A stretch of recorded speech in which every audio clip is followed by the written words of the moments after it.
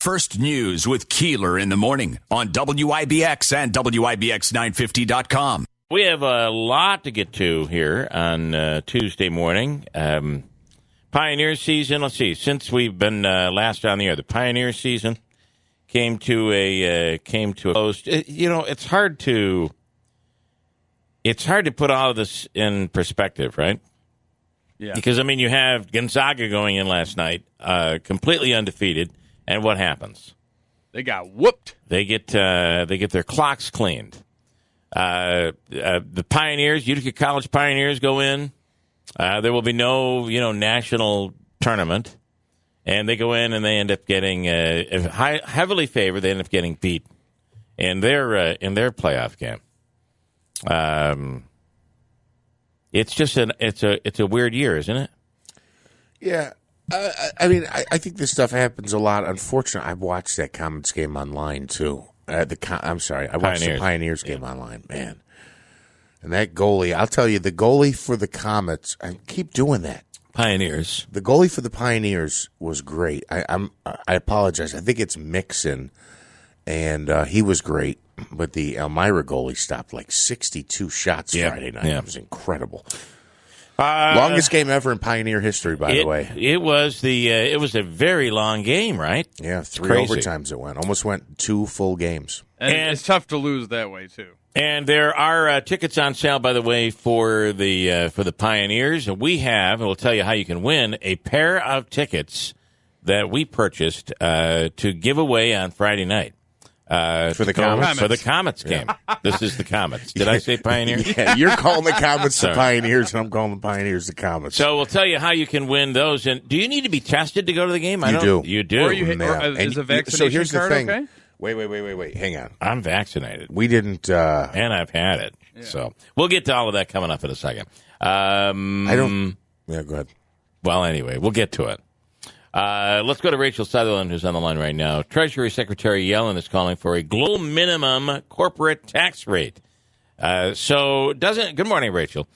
Hey, good morning. Doesn't this always seem to work out, though, that we'll follow, and then the rest of the world has to follow along, but can we trust the rest of the world to follow along?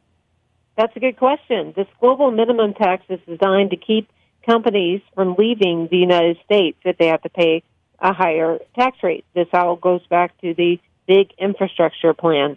And so Janet Yellen, Treasury Secretary, speaking in Chicago about this pretty firmly, that this global minimum would keep these companies from taking their operations overseas and their employees left in the dust behind for cheaper labor. Again, this all circles back to infrastructure. And overnight or last night, the Senate parliamentarian given the green light for Democrats to use budget reconciliation again. So they can use it when it comes to the infrastructure bill. We don't know if they will, but it looks increasingly like they're planning to do that. But that means you got to have all the Democrats along with you, and I'm not sure they'll have that, will they? That's right. West Virginia's Joe Manchin, the senator from there, is expressing concern about the corporate tax hike, and he told a West Virginia radio station that he's got 7 other Democrats that share the concern. Wow. So, yeah, this infrastructure plan could be in trouble before it even gets on paper. Manchin has become quite the powerful man in Congress, hasn't he? He really has, because he's a moderate. He's viewed as a moderate. He has a lot of say when it comes to keeping things kind of middle of the road. Also, keep an eye on Kyrsten Sinema of Arizona. She's another moderate to watch. So, yeah, Manchin, it seems like every time he opens his mouth, he makes news. Yeah. Because he's not falling in line with some of the progressives. No. Well, and I don't think anybody. Well, I don't.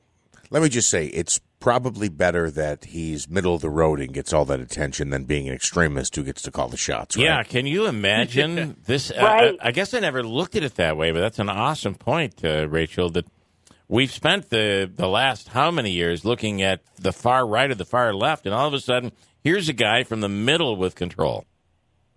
It is interesting, the shift here, but it's maybe for Americans who do tend to be middle of the road, he might be kind of the Pied Piper. I don't know if he wants to be, but he seems to be filling that role. Now, if you're AOC, he's not middle of the road. He's far right. He's a. He needs to be removed. Yeah, I think I would agree with you on that. It's like going to an art museum, and depending on your taste for art, it's either wonderful or what is that? What is that? Yeah. All right, Rachel. Thank you so much, Thanks, Rachel Sutherland from Fox News. Claudia Tenney, the congresswoman, in a little bit of heat this morning after she tweeted out a picture of a nearly naked Hunter Biden and said, "This is what decency is in the White House for Dr. Jill Biden." The critics are saying for someone who is a mom who touts the fact that she's a Marine mother, is that the right move for a congresswoman or a congressman? I don't think there's a gender issue here. Yeah, I don't know. And Biden, of course, he has a new book coming out about the fact that he was basically a junkie, and talks about how several times how it was he needed the crack cocaine so badly that he would look for crack crumbs in the carpet and would sometimes find himself smoking Parmesan cheese. That's what he referenced in his book, talking about his junkieism. Wow. Interesting. Okay, so you snickered and you laughed about this Comets game, about getting tested. Where were you going? No, where I was going is I don't. Sorry. We don't prep here. We don't follow a script, and we just we go with it every morning. I don't think we can give tickets away. You cannot resell the tickets that you buy, and I that might cover us for giving them away. What do you mean you can't resell them? So with the limited supply, they're not allowing people to purchase two and then go on a secondary market and then resell them or sell them to their friends. Well, that's crap. We're giving these away. That's what I'm saying. All right. I'll ask. $0. I'll have. We're not selling them. I'm not making a profit. No, I get that, and again, I am sorry for saying this if I'm wrong, and I'm actually sorry for saying it if I'm right. But so this is a Comets rule, not an FCC rule, right? Correct. Yeah, correct. So I want to go to the ruler of the Comets. Look, if you appeal to him and he allows go right to the top. I'm going to appeal to Rob Esch. I mean, I bought these tickets with the sole intention of giving them away. It's likely what the issue is too, because there might be a window where if we can transfer, like to somebody else. I have a printed ticket. I just want to hand it to him. Here's your ticket. I have two of them. You have to and it includes food and beverage as all well. You can eat, and then soft drinks are included, plus blue and blue light. Yeah, and if you're looking for other cocktails and such, they'll have them. You just got a separate purchase. All but right, to follow up on the conversation 7:40, Rob Esch is on the air this morning. Okay, perfect. We'll find out. All right. Yeah. To follow up on the conversation we had with Mike, I actually don't think that's a bad deal, especially if you're a couple, a husband and wife, or you're going on a date, or with your buddy. I think it's a great deal. If you're one of these people that doesn't eat and doesn't drink, then I'm not saying that in a sarcastic way. Some people go to those games and just sit there in the seat, right? And they don't partake. They don't spend much money. Correct. If you're that person, listen. I ran a comedy club. We have a 2-drink minimum. And I know the new comedy club is going to be opening in the fall. It'll be a 2-item minimum to try to solve the problem, because you'll always get someone that will say, "Well, I don't drink." That's fine. Order. I want a water. No, you got to buy. We'll give you a water, but try this in a New York City comedy club. Buy a soda. It'll be a $15. I mean, 15 is nothing today. Right. It used to be a $15 drink. If you buy a water, they're going to charge you $15 for the water. Right. But for those people that don't drink or don't consume, they say, well, it's not a great deal for me. So I get it. But I also think we're trying to reopen here. They're one of the few teams, at least around here. I mean, Rochester and I think Syracuse, both are not allowing fans in the stands. Yeah, that's what Richard has said. Richard has pointed out to me a couple times that Syracuse and Rochester, and what I don't understand is Richard keeps saying Syracuse and Rochester did it right. They're not allowing fans. Well, again, Richard, if you don't want to go, don't go. You don't have to go. And I disagree. Giving people a chance to go. Seriously, people have been stuck in their house for 13 months. Yeah. And by the way, I'm going Friday night, and I can't wait. Yeah, I'm excited. Yeah, and Syracuse Rochester doesn't. I'm sorry, they don't have the operation that the Comets do. By the way, I'm going, and I'm going to get my shot. I'll be right there with you. It'll be my second shot. It'll be Grey Goose, but I'm going to get my shot.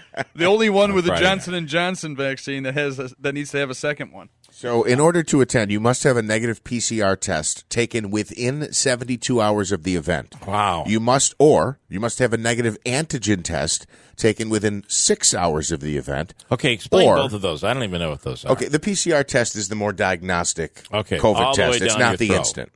Okay. It's the one, they go all out and they send it to a lab for confirmation. Yeah. It's not the shake it in a bottle and it turns a color and tells you. Or an antigen test, I assume, I don't know this 100%, but I believe that tests the antibodies in your blood. Oh. You have to do that within 6 hours of the event. So if you don't have antibodies, right, they need a negative test. A negative test would be that you do not have the antibodies. And you'd want to have the antibodies. You would want to, right? Well, I guess I don't know 100%. Or, no. People who get over it and recover it, they have the antibodies. Right, but in you blood. said they would require a negative antigen test, which would show that there are no antibodies. Well, I guess we can ask Rob. That's what it says here, a negative antigen test. That's option 2. Option 3 is proof of fully vaccinated, your card that shows you're fully vaccinated 14 days ago or more. Okay. So it can't be like I just got my second shot Thursday, and that's going to cover me for the game Friday. Well, then my shot would still need a PCR. My shot would not count because I got the shot last week on Thursday. Was it Thursday that I did? Yeah. Yeah, and by the way, I didn't in terms of symptoms. I started working my arms, like doing the some circles, workout circles, and workout circles, helicopter, whatever they call that crap. I started doing that after I got the shot, and I think it really helped. My arm wasn't that bad. They say not to baby your arm after you get the shot. To just continue, make sure you're very active. If you don't do anything, you could wind up with a very, very sore arm. Mine started to get sore a little bit, and the weirdest thing, within 24 hours, the pain just went away. You know, when whatever day I got my test, I came in here and I was cold and I was hot and then I was cold. Yeah, you had symptoms. And then like 8:35 during the show, boom, fine, it just went away. Just went away. It's really weird how it works. You're saying that if you get a shot, you can do the chicken dance. That would be a very good way of working your arm. If you, practice for the wedding that you're going to be able to maybe go to this summer. I don't know. Exactly. Yeah. Because you're getting the wing motion, yep. and you're getting the turning. Yeah, I think that's good. I think you're right, Andrew. Yep. So that's Friday night. So I guess we won't start giving away these tickets until we speak with Rob this morning. How many tickets do you have? I bought a pair. Okay. Is that a terrible thing? No, it's wonderful. You said I'm not going to start giving away these tickets. I thought maybe we had 100 tickets. No, but we've got 8% of the 10 capacity to give away. I just felt like this was a celebration that would be worthy of giving something away. This is an exciting moment, right? Where we could actually go to a game, to a public event Friday night. I think there's a moment here of excitement. It's very exciting. I should mention as well, just since we're talking about the Comets, I've noticed the Canucks have a serious issue. Now, the delays with the Comets in their games and then the delays that the Canucks are currently going through for COVID, they're not related at all, right? They're obviously on different ends of the country. Yeah. There hasn't been any travel back and forth. But several former Comets are on the list of now Canucks who've tested positive. The first to do so, the first Canuck to test positive was Adam Gaudette. You also have Zach McEwen, Thatcher Demko, Jake Vertanen. These are all, all that are positive right now? Yes. They have 17 of 22 players positive. Wow. And meanwhile, Canada's like, you can't come into our country because we don't want to be, right? Look at that. I was about a week or 10 days ago. I was reading Toronto. a story. Look at that. Exactly. I was reading a story from Vancouver, and they had a team practice, a skate with 24 players, and there's like 5 or 7 guys who were at that team practice who have not tested positive. I have very sad news here today that the guy, I want to see if you recognize his voice here. This voiceover artist, listen to this guy. Director George Lucas and 20th Century Fox present Star Wars. It's Walt Disney's classic, Cinderella. It's the return of one of Walt Disney's great... It's the guy that does all of the Disney voiceovers. Way back Bambi. Kinda wobbly, isn't he? Bambi. Don't miss it. Here we go! His name is Mark Elliott. Off with Peter Pan. Only at a theater near you. Attention all personnel. The war is over. MASH is going home. Next. Tom Hanks, Tim Allen, Toy Story. One of the great voiceover artists for television, for movies, for Disney theme parks, Mark Elliott has passed away. Oh, that's sad. Yeah, he's the guy. Look at more special previews from Walt Disney Home Video. Yeah, I mean, that guy has said Walt Disney for the last 30 years. Yeah. Right? You can distinctly... His voice, listening to it and listening to all those promos, brings me back to when I was a kid in the 90s. If you've been to the Disney theme parks, he's the guy that will introduce the fireworks at Epcot or at Magic Kingdom or whatever. Yeah, very sad. He's gone. I thought it was funny that you said, do you know this voiceover artist? You played the voiceover and you said, it's the guy who does all the Disney voiceovers. Yeah, sorry. Well, it did, right? It did, yeah. Sad, yeah. We mentioned Baylor upsetting Gonzaga last night by a final of 86-70. How about the Gonzaga-UCLA game? Oh, Insane. My goodness. One of the great games of all time now, right? What'd you say? Insane. I actually had she's like an aunt. It's actually my mother's cousin who's, I don't know how old. I don't want to speculate. But you would not think that she's a sports fan or a college basketball fan. Yeah. And I was watching the game, and when it got down to the end in that semifinal game, there was like a minute left, and it was like a 7 or a 9 point game. And I was watching a documentary on another channel, and I clicked off. I missed the buzzer beater, the tip, and all that stuff. And she's like, "What a game, huh?" This is Easter Sunday. Yeah. Well, it was a great game. And I said, "Yeah, it was all right. Kind of got away at the end." She goes, "Well," and she's telling me all these things, and I'm like, "We didn't watch the same game." Come to find out, I didn't watch the most exciting part of the game. Part of the game, yeah. Baylor took down an undefeated Gonzaga last night, 86-70, and college basketball has come to an end. Guess who's the just host? in time for Mets baseball To pick off right where they were 2 years ago, going in up and losing from the bullpen. Guess who the new host is of Jeopardy this week? Aaron. And maybe this month is Aaron Rodgers. I've been watching all these stories pop up. It's really annoying. Every time, for some reason, like you were talking about that you need a new mattress, you're getting all these ads. I'm getting all these articles about, Aaron Rodgers, he's not going to be a Packer anymore. If the right amount of money was given to him, he'd host Jeopardy full time instead. Get out of here with that. I don't think that's the case, but he's a big Jeopardy fan. Former champion. Didn't even know it. He's one of the celebrity champions. Yep. Yeah. Contestant trolled Aaron Rodgers on his first night as Jeopardy host. During Final Jeopardy, he wrote, "Who wanted to kick that field goal?" ? It was a reference to the NFC Championship game when the Packers lost after kicking a field goal instead of going for a touchdown. Here we go. The category for final today is daytime TV personalities. Accepting a Lifetime Achievement Emmy, he said, "Just take 10 seconds to think of the people who have helped you become who you are." Over to our two-day champion on the end. Scott, did you come up with the correct response? Who wanted to kick that field goal? That is a great question. Should be correct, but unfortunately for this game today, that's incorrect, and you're going to lose 0. Thank you for that, and congrats on your 2-day win streak. But the man in the middle, Brandon, could not be caught today. Did you come up with the correct response? I can't listen to it because it's terrible. He's a quarterback. He's not a host. By no means Is he an announcer, a host, someone he's dropping off parts of his words? It just sounds like it's awful. I mean, what'd we do? Go to a high school and eeny, meeny, miny, mo and pick somebody out of the crowd? Listen. No inflection in his voice at nothing. all. Just straight. Yeah. That's how I hate listening to That's why they got. interviews. That's why on those commercials for State Farm, they got to put so many people around him because he's not entertaining. Yeah, that's right, Bill. That's a good point, Bill. Exactly it. Absolutely right. The CDC has changed guidelines on travel. You can travel. Have you gotten your shot? If you have, you can. And there also seems to be word out there that maybe if you've been fully vaccinated, you might not be able to spread the virus. That seems to be something new that we're learning. Which would be awesome. That would be pretty awesome, wouldn't it? Oh. Thought I'd throw this in here a little. Ouch! Ouch! Get the shot?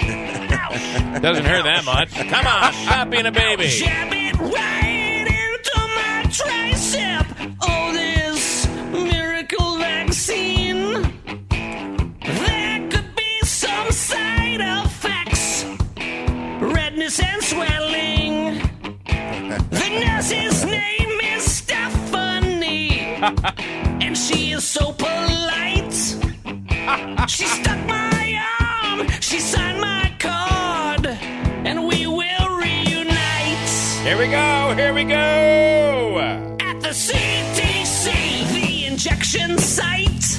CDC felt like an insect bite. That's pretty good. Sounds like an insect. Felt like an insect bite. At the CDC site. I did not even feel the shot going in. I didn't either. Even feel it. I sat down and I thought he was doing something, and I kind of thought that can't be the shot, but that was the shot. It feels. I've never gotten a shot that was less painful, honestly. Interestingly, it was funny. I was just saying my daughter had a lot of pain with hers, and she got very fatigued and was down for about 24 hours. But then, just like that, back up and rolling like nothing ever happened. And how is everybody reacting? A lot of reaction out of companies like Coca-Cola and Major League Baseball on the corporate American response to the Georgia voting law. With that right now this morning is Tanya J. Powers. Tanya, good morning. Hey, good morning. A lot of talk about corporate America, a lot of criticism of Major League Baseball, certainly from those on the right defending this Georgia law. Yes, and the Major League Baseball, there could be an announcement as early as today, it's expected today, that the MLB is locating their All-Star game to Coors Field in Denver. So it can be hosted by the Colorado Rockies. That was, I think the Associated Press got a quote from somebody who couldn't, on the record say anything, but they're expected to make that official today. So we'll see. That's a great place if you want home runs. The ball tends to fly out of there because of the elevation.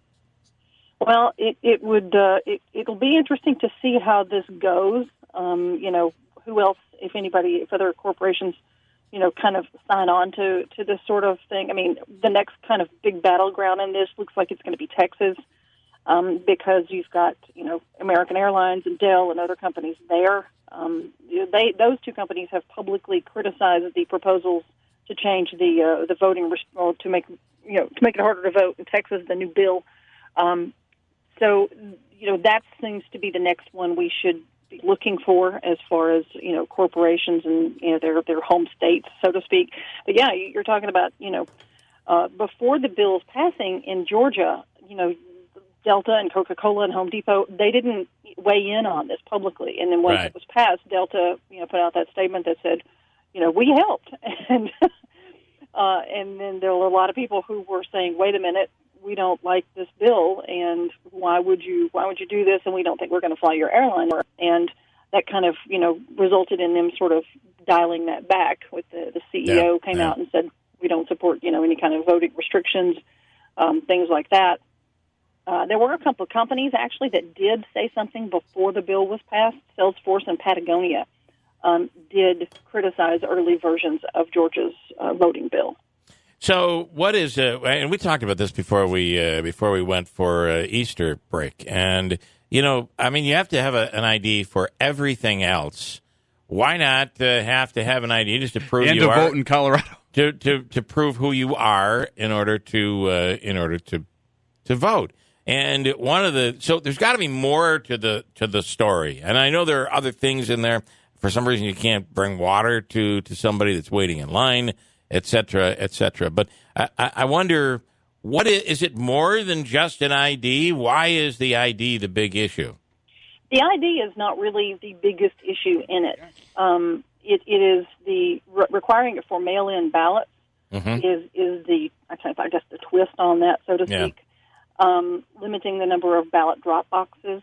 Like you said, the food and water thing is getting a lot of attention. But the thing in here that actually I think a lot of people may not realize is the part where it shifts control over the local election rules to the state legislature. And that is the sticking point for a lot of people who've really been studying this and said, wait a minute, because, in theory, if you have, results in a local or, a local race, so to speak, and the state legislature says, wait a minute, we may not like the results of this, or we are questioning the results of this, or whatever, they can take control over the local election board. Which is, that, I don't know, there's a lot of people who just don't, they don't feel comfortable with that. They don't like that at all. So that may be getting, kind of lost in the whole food and water thing. I mean, New York has a food and water rule. I mean, it's got exceptions. You can't deliver meat to people in line. I mean, it's written really weird. Where you can give them refreshments as long as it's worth under $1's worth. Right. What they're trying to prevent there is campaigning, right? I guess people campaigning. I guess. So I spoke with somebody that said the ID issue is more than just the ID. So when we look at the ID issue, I'm thinking, I don't understand. Why would you have a problem with showing your identification? But what this person was explaining to me is that what happens, especially in minority areas, they've reduced the number of places where you can get your identification, and there are long lines, and they throw obstacles. Oh, you don't have your Social Security card with you.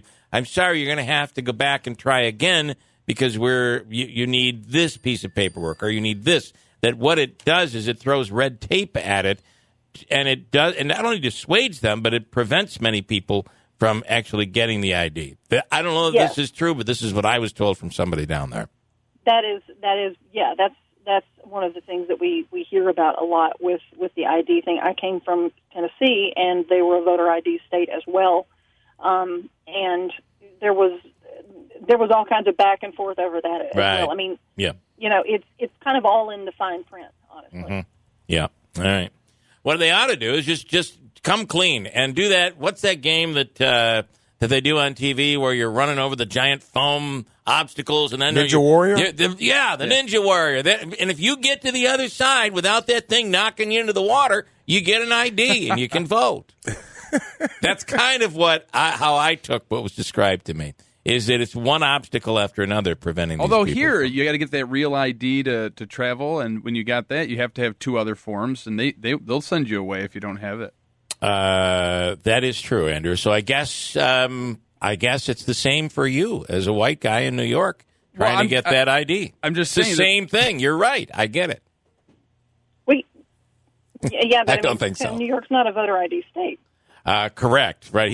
You're comparing the license. I'm saying to get the real ID version of the license that New York State's going to require you to have to travel. Correct. There are sometimes you got to have proper paperwork. Well, I think you always have to have proper paperwork, and they do make you drive if you want. There's a travel pass that you can get that will allow you to skip the security line. You got to drive to like New York or to Niagara Falls to get that.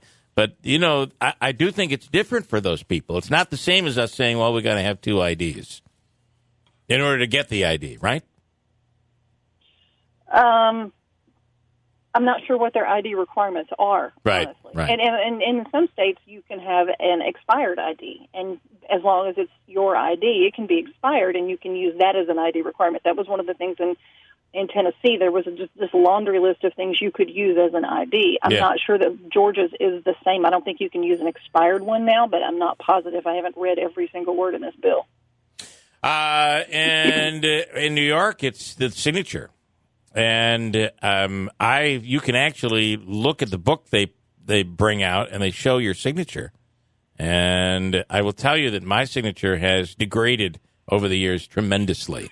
I went from being very neat when I first voted at age 18 to the point where it's just a scribble. Perfect cursive. And honestly, one of the voter people said to me, "What kind of signature is that?" Yeah. And I'm like, "Well, that's my signature." Mine's always different, which is what I get nervous about. It's never the same. I know. Mine's not either. I'm glad to know that I'm not the only person with that when I'm trying to replicate, like if I go to the bank and they're like, okay, well, you have to sign something, and I'm like, oh my gosh, it's got to look like the one, and then they're going to think I'm a fraud. It's very anxiety-inducing. Yeah, it certainly is. All right, all interesting stuff. Tanya, we appreciate it as always. Thank you. Sure. And you have a wonderful day. Tanya J. Powers from Fox News. Did you see the Texas, was it the Texas Rangers that did a game last night? Full capacity, 100%. Oh, was it? Wow. Yeah. What do we think about and I don't think there's any requirement about vaccinating or anything like that. It's just everybody, do they test? I don't think they even tested. I don't know if they test. I think you do have to wear a mask, though. I'm not 100% on that. I don't think Greg Abbott. There was no one in a mask in line. Governor Abbott, really? Whether they were wearing them or not for their own safety, the governor announced, I think, a couple of weeks ago that no restrictions, masks, there are no mask restrictions capacity requirements, in nothing. Texas. Yeah. I think if you go to the cities, you see a lot of people still wearing masks there. But in the more rural areas and those, it's divided politically. A lot of that's divided politically. Interesting stuff. As Rob says, open up the country. Okay. I got to say, I will say, in Florida and the parts, at least, that I was at, the part that I was in, there were strict mask requirements. Every place you had to go. That's the part of this that I think we're not seeing. You see that Florida has not had the same restrictions that we've had in New York. But when you look around, especially if you get to areas where people are older, you see most people wearing masks still in Florida, even though it's not required. Yeah, the restaurants were very similar. I mean, it was a very similar experience to going to a restaurant in New York. There were X's on certain chairs at the bar. Some certain tables weren't being used. So at least in the Tampa area, they were pretty restrictive. All right. Well, listen, as they keep telling us, this variant is on the way, and it's going to be another dark, this would be a dark summer, right, or a dark springtime. So far, we're not seeing that. And you're seeing states that are opening up and baseball teams that are doing the same. I'll take a call before we break here.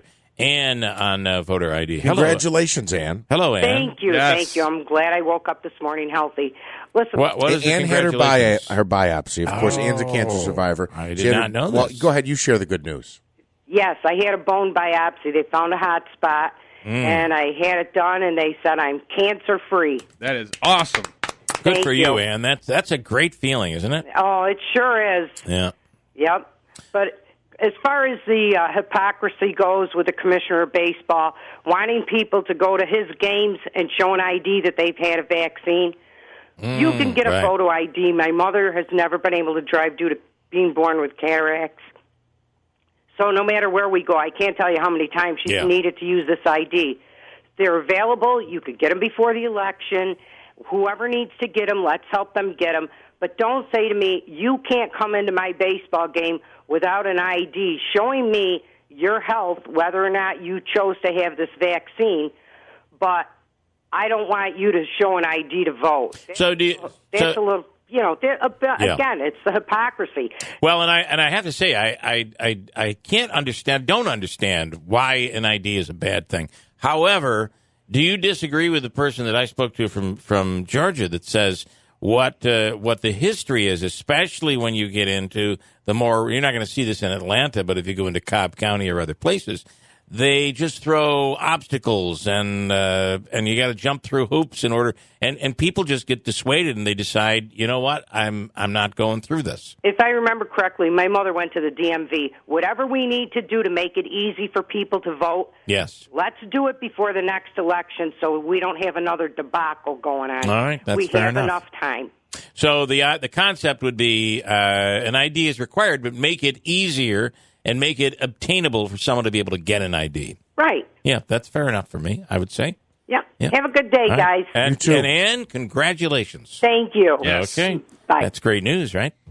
Hold your horses. We'll come right back here. It's 6:53 and Tuesday morning, and a nice, pleasant week. Yesterday looked like it was beautiful until you got outside and it was like 55 It was and windy. a little breezy. That wind made things a little cool.